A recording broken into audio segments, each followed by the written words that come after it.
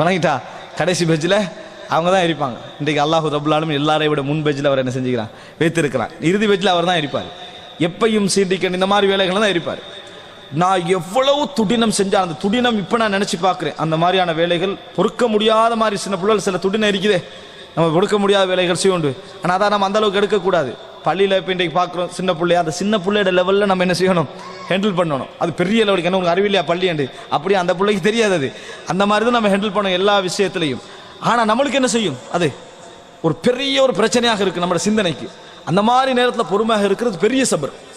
என் தாய் என்ன செய்வா தெரியுமா, எப்போ பார்த்தாலும் நீ கவலைப்படாத, நீ துடினம் செய்யாத, நீ நல்லவனா வருவாய், நீ தக்கூன் இமாமல் ஹரம், ஹரமுடைய இமாமாக ஒரு நாள் என்ன செய்வாய் வருவாய் என்று அடிக்கடி என்ன செய்வா தாய் ஆர்வம் ஊட்டுவா. அதுக்கும் பிராக்டிக்கலுக்கும் சம்பந்தம் இருக்கல. அப்படி அவ சொல்ற நேரத்தில் ஹரமை பற்றி அறிவோ இமாம அதெல்லாம் அவருக்கு இருக்கல. ஆனால் ஒரு ஆசை ஃபலாக என்ன செய்வான்னா தக்கூன் இமாமல் ஹரம், நீ இமாமுடைய ஹரமா வரும், இப்படி இருக்கக்கூடாது, இமாமுடைய ஹரமண்டா இப்படி, அது ஹரமுடைய இமாமா இந்த மாதிரி நடந்து கொள்ளக்கூடாது, இப்படி இருக்கக்கூடாது என்று அதை சொல்லி சொல்லி சொல்லி சொல்லி மனதில் பதிய வச்சேன். அந்த தாயுடைய ஆசை, அந்த நல்ல வார்த்தை இன்றைக்கு என்ன செஞ்சுக்குது, ஹரமுடைய இமாமாக கொண்டு வந்து வரைக்கும் நினைக்கிற நேரத்தில் எனக்கு என்ன செய்யுது, என் தாய்க்கு துவா கேட்பதையும் அவருக்கு பாவமன்னிப்பு தேடுவேன் தவிர எனக்கு எதுவும் செய்யலை, விளங்கவில்லை என்று சொல்லி நேரடியாக சொல்லக்கூடிய அந்த வார்த்தைகள் சுபஹானல்லாஹ். அன்புள்ள சஹாபி, நான் நினைச்சு பாருங்க, இதுக்கும் சம்பந்தம் இருக்காது. உருவாக்குறவன் அல்லாஹ் ரப்புல் ஆலமீன், உருவாக்குகின்றவன் அல்லாஹ் ரப்புல் ஆலமீன். அதனால நமது குழந்தைகள் நமது நல்ல குணங்களையும் சேர்ந்துதான் இருக்கும் என்ற உணர்வு நம்மளுக்கு என்ன செய்யணும், இருக்கணும். இப்ப நல்ல வார்த்தைகள், ஃபஅலுடைய வார்த்தைகள், இந்த வார்த்தைகளை நம்ம என்ன செய்ய வேண்டும், சொல்ல வேண்டும்.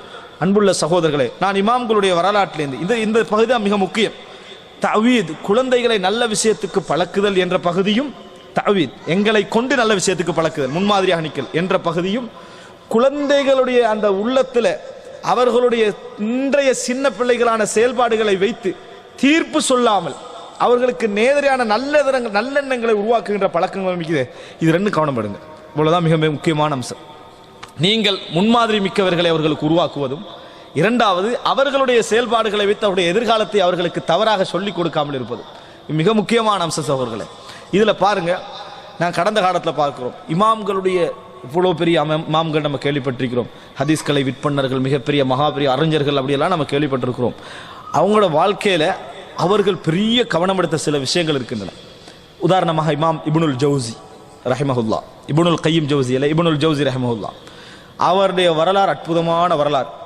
6ஆம் நூற்றாண்டை சேர்ந்த ஒரு இமாம், அற்புதமான வரலாறு. அப்படின்னா என்ன, அவருடைய உரைகள் ஆரம்பிக்கிற நேரத்திலேயே பள்ளியில் பல்லாயிரக்கணக்கான மக்களும் ஒரே நேரத்தில் அழக்கூடிய அளவு தசீர் அவருக்கு இருந்தது. அவ்வளோ அழகாக உரை நிகழ்த்துவார். அவ்வளோ பெரிய ஒரு மனிதராக அவர் என்ன செஞ்சார், இருந்தார். அதில் நம்ம பார்க்கிறோம், அவருக்கு அவருடைய இந்த பின்னணிக்கு எல்லாம் மிக முக்கியமான காரணமாக இருந்தது தெரியுமா, அவருடைய ஆசிரியர் அபுல் காசிம் அல் பல்கி. 13 வயதில் அவருக்கு நல்ல பேச்சு திறனுடைய வார்த்தைகள் எல்லாம் பணனமிட்டு அவ்வளவு பெரிய அவரது சபையில் அவரை ஏற்றி விட்டது, மிம்பரில் ஏற்றி விடுறாரு. அவர் அன்றைக்கு செய்ய வேண்டிய உரையை 13 வயதில் ஏற்றிவிட்டு நீ உரை நிகழ்த்து அப்படின்றார். இது என்ன செய்யும் தெரியுமா, ஒரு மானுடைய உள்ளத்தில் தனக்கு கிடைக்க வேண்டிய ஒரு தகுதி மிக வேகமாக கிடைத்த ஒரு உணர்வை ஏற்படுத்தி சிறந்த ஒரு ஆளுமை என்ன செய்யும், அவனுக்கு உருவாக்கும், பேர்சனாலிட்டி ஒன்று உருவாக்கும். அவனே தன்னை உயர்வா நினைப்பான். அந்த உயர்வா நினைச்சா அவன் கீழே போக மாட்டான். எதுல, அந்த செயல்பாட்டில் கீழே போக மாட்டான். அது தக்க வச்சுக்கல பார்ப்பான். சின்ன பிள்ளை அப்படிதான் இருப்பான். அது இயற்கையிலே அவனுக்கு இருக்கும். குழந்தைக்கு நீங்க நல்ல பெருமதியான பொருளை கொடுத்துட்டு சின்னதை கொடுத்தா எடுப்பானா, எடுக்க மாட்டான். அவனை சமாளிச்சு தான் எடுக்க வேண்டியிருக்கும். அது 2 நிமிஷத்துல மறுபடியும் நினைச்சு திருப்பி அதுக்கே வந்துருவான். அது அவனுடைய இயல்புல உள்ளது. ஏத்தினாரு, அதனுடைய தசீர் தான் என்று ஹதீஸ்களை அறிஞர்கள் அதில் எழுதுறத நம்ம பார்க்கிறோம். 13 வயதில் அவர் ஏறினார்னு சொன்னா, எவ்வளவு பெரிய ஒரு 50,000 பேருக்கு மத்தியில் பேச வச்சாருன்னு சொன்னா, அதுவும் நல்ல முக்கியமான வார்த்தைகளோடு கொடுத்தேன்னா அவனுடைய உள்ளத்தை என்ன செஞ்சிட்டது, ஒரு ஆளுமே வளர்த்துட்டு. அதில் உள்ள தவறு விடத்தா 13 வயசு அவனுக்கு தவறு விடத்தான் செய்வா என்றுதான் பார்க்கணும். இந்த தசீர் அவருடைய வாழ்க்கையில் ஏற்பட்டது. இது மட்டுமல்ல, ஏற்பட்டது மட்டுமல்ல, அவர் சொல்றாரு என்ன தெரியுமா, நான் இறைவனிடத்தில் எனக்கு குழந்தைகள் தருமாறு பிரார்த்தித்தேன். ஒரு முறை குர்ஆனை ஓதி முடித்து விட்டு இறைவனிடத்தில் பிரார்த்தித்தேன்.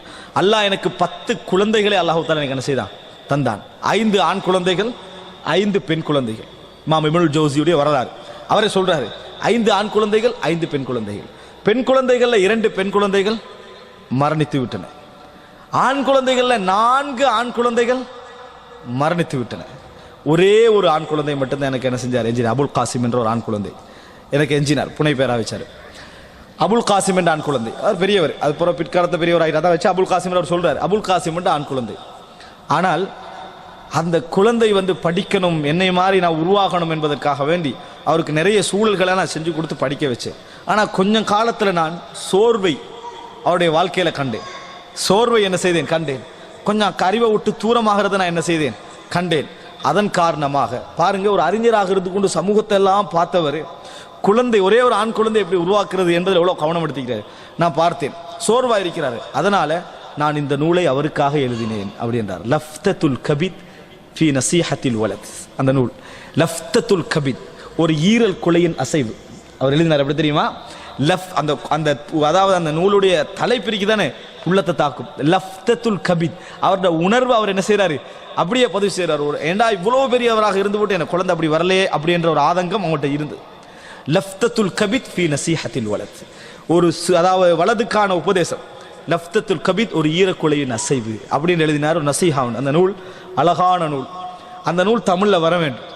ஒரு குழந்தையை அவர் எப்படி அட்வைஸ் பண்றாரு, என்ன மாதிரிலாம் உனக்கு சோறு வரலாம், என்ன மாதிரிலாம் உன்னோட சிந்தனைகள் போகும், எப்படியெல்லாம் நீ திருந்திக் கொள்ளணும், எப்படியெல்லாம் உன்னை உருவாக்கி கொள்ளணும் என்பதற்காக எழுதப்பட்ட ஒரு நூல். இது அவருடைய செய்தியில் வந்து ஒரு சுருக்கமான செய்தி. இமாம் இப்னு ஹஜர் அல் அஸ்கலானி, நாமெல்லாம் தெரிந்த ஒரு மிகப்பெரிய ஒரு மார்க்க அறிஞர். அவருடைய மகனுடைய பேர் முஹம்மத். அவருக்கு ஒரு மகன், அவருடைய பேர் முஹம்மத். அவர் வந்து அவரை உருவாக்க வேண்டும் உருவாக்க வேண்டும் உருவாக்க வேண்டும் என்பதற்காக எவ்வளோலாம் பாடுபட்டார். எவ்வளோலாம் நான் என்ன சொல்ல, உருவாக்க வேண்டும் என்று பாடுபட்டதை நம்ம சொல்லித்தான் நம்ம நிறைய தெரிகிறோம். பிராக்டிக்கலி அவங்களோட வாழ்க்கையில தெரிஞ்சுது. இந்த நூல் எழுதுற அளவுக்கு அவருடைய ஆர்வம் வர வேண்டாம். லஃப்தத்துல் கபீத் ஒரு நூல். இமாம் இப்னு ஹஜர் சொல்றாரு, அவனுக்கு படிப்பிக்கணும், அவருக்கு லேசான ஒரு முறையை உருவாக்க வேண்டும், படிப்புல அவர் கொஞ்சம் சோர்வா இருக்கிறார், அதுக்காக வேண்டி நான் என்ன செஞ்சேன் தெரியுமா, ஒரு நூலை எழுதினேன், ஹதீஸ்களை தொகுத்தேன். புலூகுல் மராம். புலூகுல் மராம், நோக்கத்தை அடைதல். நோக்கத்தை அடைதல். என்ன நோக்கம்? என்ன? என் மகனை படிப்பிக்கணும் என்ற நோக்கத்தை நான் அடைந்து கொள்ளல் என்று மகனுக்காக எழுதப்பட்ட நூல் எத்தனையோ மக்களுக்கு இன்றைக்கு பிரயோஜனமாக இருக்குது. ஆனால் அவர் படித்தது முன்னேறியதாக சிறந்த வரலாறுகள் எதுவும் இல்லை என்பதை பார்க்கிறோம். ஆனால் இதை நம்ம புரிஞ்சுக்கொள்ளணும், ஒரு தந்தையுடைய ஆர்வம் விளங்கணும் மகனுக்கு. கடைசியில் அன்புள்ள சகோதரர்களை படிக்க முடியாமல் போயிட்டேன்னு வைங்க, அவனுக்கு அவன் வந்து ஏதோ புறக்கணிச்சிட்டான், 40-50 வயதிலேயா உங்களுக்கு நன்றியுள்ள மகனாகவா உருவாகும். அவன் என் தந்தை என்னை சிறந்தவராக படிப்பிக்க எவ்வளோலாம் முயற்சி செஞ்சார், எவ்வளோலாம் போராடினார், நான் படிக்கலை, அல்லாஹ் அவருக்கு ரஹமத்தை செய்ய துவா கேட்கக்கூடிய ஒரு குழந்தையாக உருவாகினாலும் அது உங்களது மரணத்துக்கு பின்னால் உங்களுக்கு ஒளிதானது, உங்களுக்கு நன்மைதானது, அப்படியா இல்லையா? அதனால் அன்புள்ள சகோதரர்களே, இதில் நம்ம என்ன செய்ய வேண்டும், மிக முக்கியமாக கவனம் எடுக்க வேண்டும். இதில் நம்ம பார்க்கிறோம், குழந்தையுடைய வாழ்க்கையில் தந்தையுடைய செல்வாக்கு எதன் மூலம், குழந்தையில நல்லெண்ணம் வைப்பதில், குழந்தைக்கு நல்ல வார்த்தைகளை சொல்லுவதில், நல்ல முறையில் அவனிடத்திலேயே பதிவு செய்ய வேண்டும், அவன் உள்ளத்தில் பதிவு செய்யணும். நீ உருவாகுவாய், நீ நல்லா இருப்பாய், நீ அப்படி செய்ய மாட்டாய், அப்படியே உருவாகணும். மனிதன் அடிப்படை நம்ம செய்யாம இருக்க மாட்டோம். ஒரு 25% நம்ம கோவப்பட்டுருவோம், மாறி செஞ்சிருவோம். ஆனா உங்களது வாழ்க்கையில் அந்த 25 அப்படியே மிகைக்க கூடாது. 25% என்ன செய்யக்கூடாது, மிகைக்க கூடாது. 75% எதிர்க்கணும், எதிர்க்கணும். கோபங்கள் யாருக்கும் வராமல் இல்லை, எல்லாருடைய வாழ்க்கை, நபித்தோடைய வாழ்க்கை நம்ம பார்க்கிறோம். ஆனா அதே உங்கள் வாழ்க்கையுடைய மிதமிஞ்சிய பகுதியாக என்ன செய்யக்கூடாது, இருக்கக்கூடாது. இருந்தால் உங்களோட டோட்டல் பிள்ளைகளுடைய எதிர்காலம் என்ன செய்யும், பாதிக்கும். நீங்களும் மனைவியும் பாதிக்கப்பட்டு போவது வாழ்ந்தவர்களுடைய பாதிப்பு. ஆனால் உங்களது பிரச்சனையால் குழந்தை பாதிக்கப்படுவது எதிர்கால பாதிப்பு. இதை நம்ம என்ன சொல்ல, சிறந்த தந்தையாக இருக்க வேண்டும். இன்னும் நமது தந்தைமார்கள் சில பொழுதுகளை நமக்கு தவறு செய்திருக்கலாம், அவர்கள் தெரியாமல். அந்த தவறுகளை நம் குழந்தைகள் என்ன செய்யக்கூடாது, வைக்கக்கூடாது, நீக்கிடணும். அது வராத அளவுக்கு என்ன செஞ்சிடணும், பார்த்து விட வேண்டும். ஏன், குழந்தைக்கு ஃபஅல், நல்ல வார்த்தைகளை சொல்லி உருவாக்குவது, இது மிக முக்கியம். யுஹிப்புல் ஃபஅல். அன்புள்ள சகோதரர்களே, பாருங்க, ஒரு தந்தை எப்படியெல்லாம் சொல்றாங்க. நம்ம எப்பயாவது பிள்ளைகிட்ட வந்து ஏண்டா நம்மளோட ஆசையை வெளிப்படுத்தி இருப்போமா? சஹீஹுல் புகாரியில் 131வது இலக்கம் எப்படி வருதுண்டா, அதாவது அப்துல்லாஹ் இப்னு உமர் ரலியல்லாஹு அன்ஹு அவர்கள் அறிவிக்கிறார்கள், இன்ன மின ஷஜர், ரசூலுல்லாஹ் ஒரு முறை சொல்றாங்க, மரம் ஒரு மரம், ஷஜரத்தன் லா யஸ்குத்து வரகுஹா வஹிய மதலுல் முஸ்லிம், ஒரு மரம் இருக்கிறது, இலை விழாது, அதான் முஸ்லிமுக்கு உதாரணம், அதுதான் முஸ்லிமுக்கு உதாரணம். அது என்ன அப்படி என்று ரசூல் ஸல்லல்லாஹு அலைஹி வஸல்லம் கேட்கிறான். ஹத்தீதுனி மாஹிய, அது என்ன மரம் என்று சொல்லுங்கள் அப்படின்னு ரசூல் ஸல்லல்லாஹு அலைஹி வஸல்லம் கேட்கிறான். ஃபவகஅன்னா சுஃபி ஷஜரில் பாதியா, பள்ளத்தாக்கு அங்கங்கெல்லாம் இருக்குமே, அதில் இருக்கக்கூடிய ஒவ்வொரு மரங்களாக யோசிச்சு பார்க்குறாங்க. மனிதனுக்கு அப்படித்தான் இருக்கும். கிட்ட கேள்வியை கேட்பாங்களா, தூர கேள்வி தான் கேட்பாங்கன்னா அந்த தூரமான எல்லாத்தையும் மக்கள் யோசிக்கிற எதா இருக்குன்னு யோசிக்கிறாங்க. அப்துல்லாஹ் இப்னு உமர் அவங்க சொல்றாங்க, அது ஈத்த மரம் தான் என்பது எனது சிந்தனையில விழுந்துச்சு. அவர் சிறியவர், 10-11 வயது வைங்க. அவர உள்ளத்துல வந்துட்டு ரசூல் ஸல்லல்லாஹு அலைஹி வஸல்லம் சொல்றது ஈத்த பழ மரம் தான் அப்படி என்றது விளங்கிச்சு. கால அப்துல்லா ஃபஸ்தஹியது, இவ்வளவு பேர் இருக்கக்குள்ள நான் சொல்றதா அப்படின்னு நான் வெட்கப்பட்டேன். சின்ன பிள்ளை, அவர் வெட்கப்பட்டார், சொல்லலை, பேசாம இருந்துட்டேன்.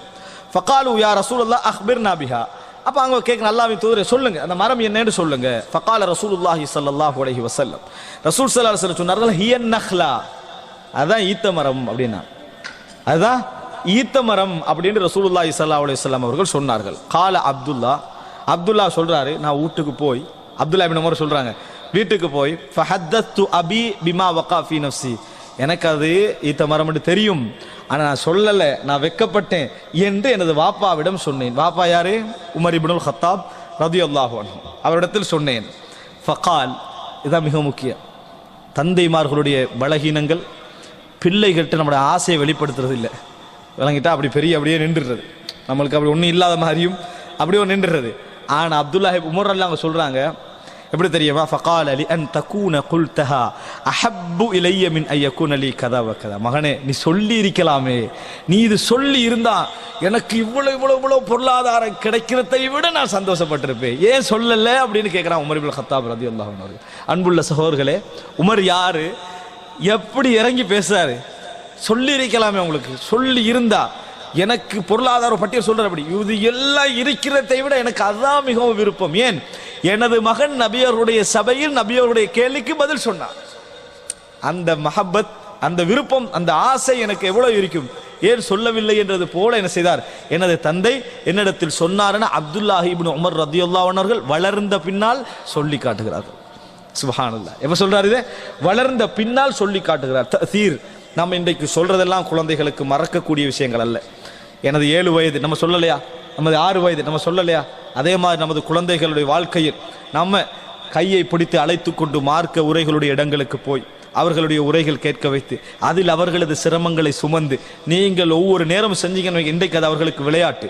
ஆனால் ஒரு காலம் வரும், பள்ளியிலேயே பழகிய குழந்தைகள் இன்னொரு இடத்துக்கு போகிறவர்களுக்கு மனசு வராது, ஒரு சினிமா ஹோலுக்கு போக மனசு வராது. நீங்க அந்த பழக்கத்தை அவருக்கு இயற்கையில உருவாக்கி விட்டிருப்பீர்கள், ஒரு கரீசா, ஒரு கசீரா, உள்ளத்துல ஒரு இயல்பை என்ன செஞ்சிருப்பீர்கள், அந்த அது 15 கர்ஸ் உள்ளத்துல 15 அது என்ன செஞ்சிருவோம், அவங்களை உருவாக்கி, அவங்களுக்கு நாளைக்கு ஒரு தவறு செய்த ஒரு சினிமாவுக்கே மூழ்கிட்டான்னு வைங்களே, அவனோட உள்ளம் நீங்க கொடுத்த அந்த அடிப்படை இருக்கிறதே 5-6 வருடம் அந்த இயற்கை பதிவிலான காரணமாகவே வெளியே வந்துடுவான்.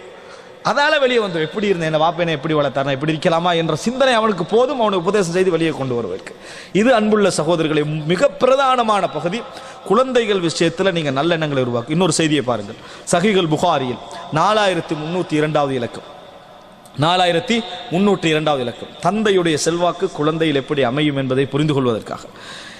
இது அதாவது அம்ர் இப்னு சலமா என்கின்ற ரசூல் ஸல்லல்லாஹு அலைஹி வஸல்லம் காலத்திலே வாழ்ந்த, அதே நேரம் நபித்தோழர் அல்ல, முஸ்லிம் நபித்தோழர். அப்படின்னா என்ன, ரசூல் ஸல்லல்லாஹு அலைஹி வஸல்லம் அவர்களை அவர் சந்திக்கவில்லை, ஆனால் முஸ்லீமாக இருந்தார். இப்படி இருந்தவர்களுக்கு சொல்லுவாங்க முஹத்ரம் சொல்லி, இப்படி சொல்லுவாங்க முஹத்ரம் அப்படின்னு சொல்லுவார்கள்.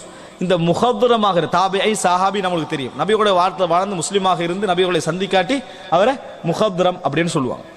இவர் சொல்றாரு, அம்ர் இப்னு சலமா சொல்றாரு, இந்த செய்தியை அய்யூப் என்பவருக்கு சொல்றார். எப்படி என்று சொன்னால், இந்த அபூ கிலாபா என்பவருக்கு சொல்றாரு. அவர் சொல்றாரு, அவர் இஸ்லாத்தை ஏற்ற கதை அதை சொல்றார். அழகான செய்தி.